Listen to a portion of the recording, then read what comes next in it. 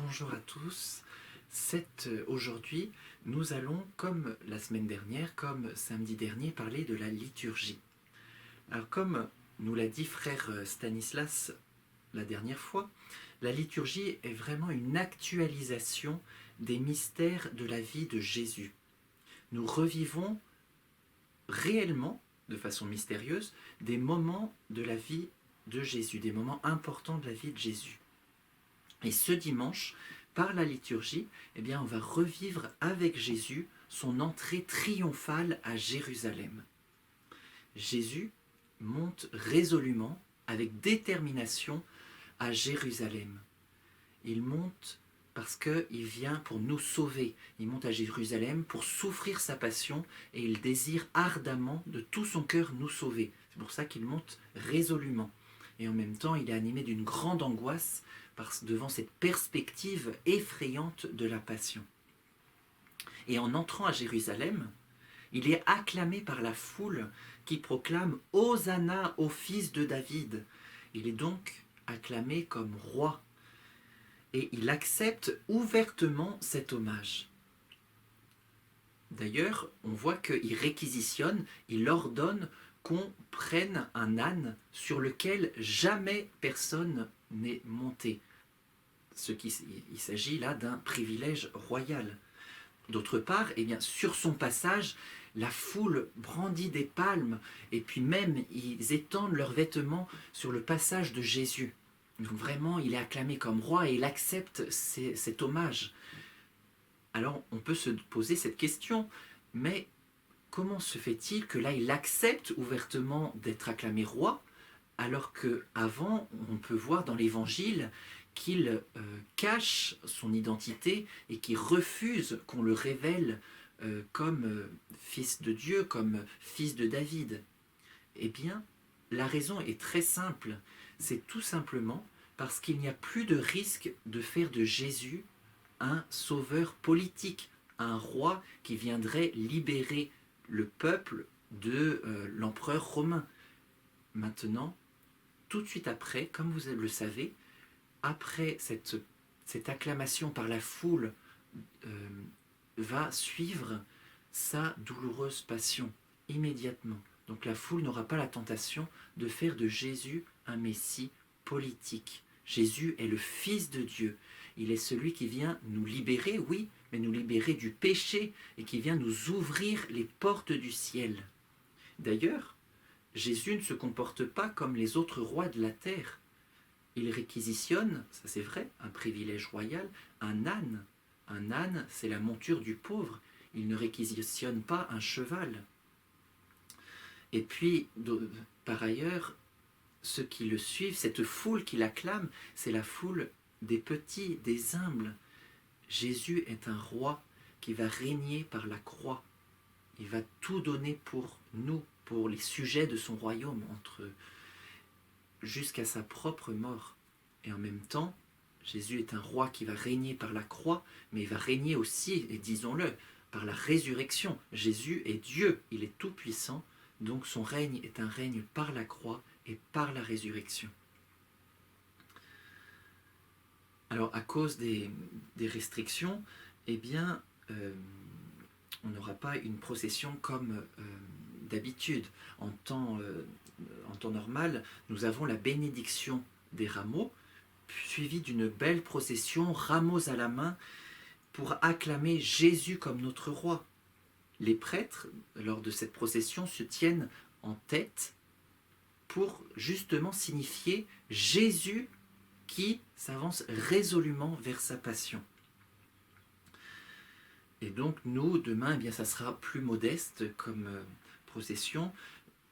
Il faudra faire sans doute une procession dans notre cœur spirituel. On va ne pas passer à côté de cette procession spirituelle, parce que le plus important, c'est que chacun, là où nous sommes, nous acclamions Jésus comme notre roi.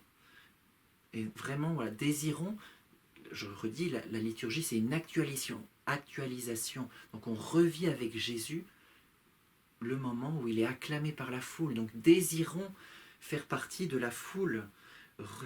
Acclamons-le vraiment comme notre roi. disons-lui notre confiance en son action toute puissante. Et sans doute, eh bien, vous n'aurez pas des branches de buis pour acclamer, pour honorer Jésus, mais le plus important, eh bien, c'est nous-mêmes, c'est de nous abaisser nous-mêmes devant Jésus, d'ouvrir tout grand les portes de notre cœur, afin que Dieu puisse trouver place en nous. Voilà, ouvrons tout grand les portes. Et donc, dès la fin de la procession, nous enchaînons directement avec la messe de la Passion. Donc voilà, il y a un contraste où on acclame Jésus et tout de suite après, eh bien, on rentre dans la gravité de la Passion de Jésus. On commence directement par le chant du Kyrie, Seigneur, prends pitié.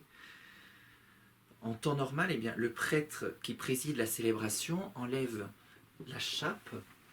Donc, voici la chape, on voit, voilà, on l'accroche au-dessus, elle est rouge, et il revêt, il met une chasuble rouge. Donc le rouge, c'est facile, c'est la couleur du sang, c'est la couleur du sang de Jésus qu'il a répandu pour nous.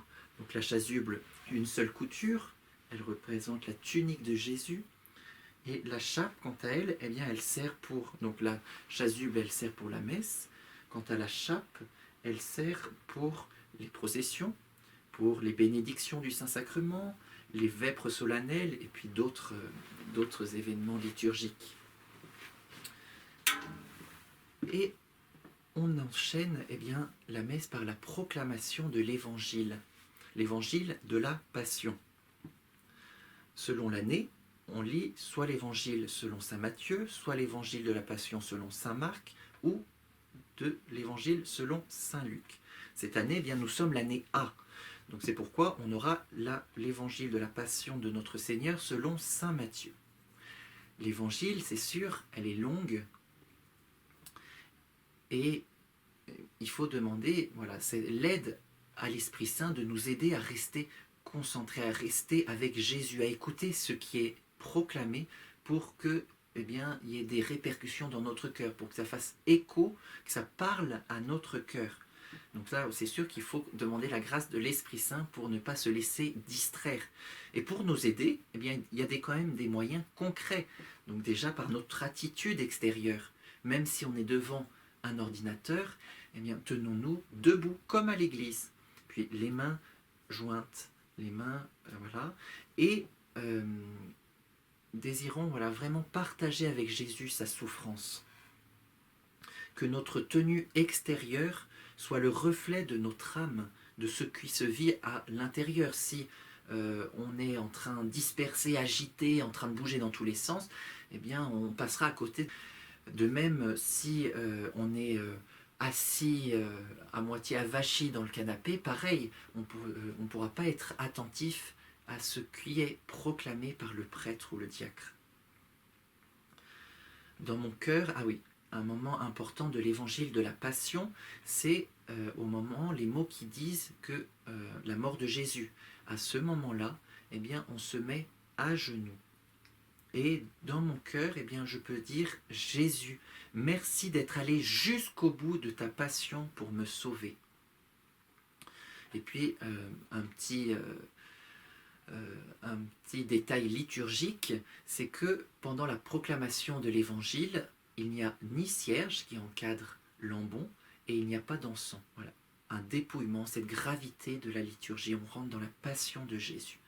La messe se poursuit comme les autres dimanches et sans doute, eh bien, vous ne pourrez pas communier sacramentellement, recevoir Jésus hostie dans votre cœur, mais vous pouvez faire bien sûr une communion spirituelle. Comment? Eh bien, déjà en désirant de tout notre cœur que Jésus vienne en nous, en le désirant ardemment, pas du bout des lèvres, de tout notre cœur. Et puis, deuxième chose, eh bien, il faut avoir foi, la foi. Il faut avoir la foi que Jésus peut venir dans mon cœur, que Jésus est tout puissant et qu'il peut tout. Je le désire de tout mon cœur et je sais qu'il peut le faire. Et là, il pourra s'unir à nous. C'est pourquoi, après la communion, eh bien, comme à l'église, on fait l'action de grâce. On le remercie, on lui parle un cœur à cœur avec Jésus. Et puis aussi, on ne veut pas le laisser seul en ces temps où il va vivre sa passion. On veut être là avec lui, l'accompagner, le consoler. Et puis la messe se conclut et nous voilà entrés dans la Semaine Sainte. Le dimanche des Rameaux, on termine le carême et on rentre dans la Semaine Sainte. La Semaine Sainte, c'est le temps le plus important de notre année liturgique. Donc comment vivre cette Semaine Sainte pas comme les autres? Eh bien, en jeûnant un peu plus, pourquoi pas, ça n'empêche pas. Mais le plus important n'est pas là. Le plus important, c'est l'amour. C'est en aimant davantage, en aimant déjà davantage Jésus, en l'aimant mieux. Et comment? Eh bien par notre prière, en priant mieux, en étant davantage concentré, en lui parlant dans nos journées, en lui disant dans notre cœur à de nombreuses reprises qu'on l'aime. Jésus, je t'aime, je veux te suivre dans ta passion, je veux te consoler. Jésus, je t'aime, tout simplement, mais en lui disant à de nombreuses reprises pour être avec Jésus. Et Mère Marie-Augusta nous dirait vraiment que dans cette semaine, que l'objet de notre pensée soit la passion, que vraiment nous pensions à Jésus qui va vivre cette passion. Parce que dans cette semaine, on va revivre des événements très importants de la vie de Jésus. Le jeudi saint. Le jeudi saint, c'est l'institution de l'Eucharistie et du sacerdoce. C'est la première messe et les premiers prêtres. Le vendredi saint, c'est une journée très lourde de souffrance pour Jésus. Toute la journée, il va souffrir pour nous jusqu'à la mort. Le samedi saint, c'est le tombeau, c'est la journée du silence. Jésus est au tombeau, il est mort. Mais on passe cette journée avec la Sainte Vierge. On la console, on est là à ses côtés. Et le dimanche de Pâques, bien évidemment, le dimanche de la résurrection, le dimanche de la joie et de la résurrection, vous savez, c'est le centre de notre foi. Donc voilà, déjà en aimant davantage Jésus pour mieux vivre cette semaine. Et aussi, les deux sont liés en aimant davantage son prochain, en aimant davantage ceux qui vivent avec nous, ceux qui sont confinés avec nous. Parce que c'est toujours très facile de dire qu'on aime un Chinois qu'on ne verra jamais. Le plus difficile, c'est d'aimer en vérité ceux qui vivent avec nous, et malgré ces conditions de confinement. Donc comment aimer davantage? C'est facile, en lui montrant davantage d'affection, en lui rendant service, en étant attentif à lui, en retenant parfois des paroles dures, blessantes, ou en luttant contre la colère, l'impatience, ou en obéissant à nos parents. Et il y a encore plein d'autres idées que je vous laisse chercher par vous-même. Là encore, il est difficile d'aimer en vérité, et là encore, on peut facilement tomber. Mais si nous tombons, pensons encore à Jésus. Pensons à Jésus dans sa passion, et c'est toujours relevé Jésus. Donc on demande pardon à Jésus du fond de notre cœur, et on ne se décourage pas. Jésus connaît notre faiblesse, on se relève et on continue, pour que l'amour soit le plus fort. Donc vraiment, voilà, que cette semaine sainte soit véritablement une semaine d'amour pour consoler Jésus. Donc nous allons conclure par une prière pour nous aider, à méditer tout cela, à penser à tout ce que nous avons dit aujourd'hui pour que ça nous aide à vivre cette journée de demain et surtout cette belle semaine sainte qui ne sera pas comme les autres mais qui doit être encore mieux vécue. Ô Jésus, nous te confions notre semaine sainte, que nous ayons vraiment le désir de te suivre dans ta passion, que nous ayons vraiment le désir de t'aimer et de te consoler. Demain, nous t'acclamerons comme notre roi. Aide-nous par l'intercession de la Vierge Marie à t'adorer comme notre Dieu malgré les difficultés et les oppositions. Notre-Dame des Neiges, aidez-nous à vivre cette semaine sainte avec Jésus. Amen. Alors comme vous le savez maintenant, demain vous aurez une histoire, une vie édifiante pour vous aider à mieux vivre la semaine sainte.